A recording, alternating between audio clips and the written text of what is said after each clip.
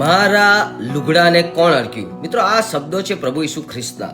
પ્રભુ ઈસુ ખ્રિસ્તની પાછળ 5000થી વધારે લોકો જતા હતા, પણ એક સ્ત્રી એ ભીડને ચીરીને પ્રભુ ઈસુ ખ્રિસ્તના વસ્ત્રની કોડને સ્પર્શે છે.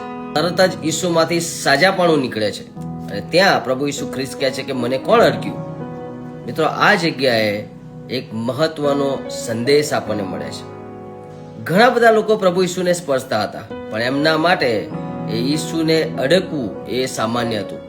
પણ આ સ્ત્રી જ્યારે સ્પર્શે છે ત્યારે વિશ્વાસનો સ્પર્શ હોય છે. માર્કની લખેલી સુવાર્તા 5મા અધ્યાયમાં આના વિશે તમને લખેલું છે, તમે પણ એવી રીતે પ્રભુ ઈસુ ખ્રિસ્તને સ્પર્શો અને જુઓ તમારા જીવનમાં પણ ચમત્કાર થશે. આ વિડીયો તમે એ વ્યક્તિને મોકલો જેને સાજાપણાની જરૂર છે. ઈસુ સાજાપણું આપે છે.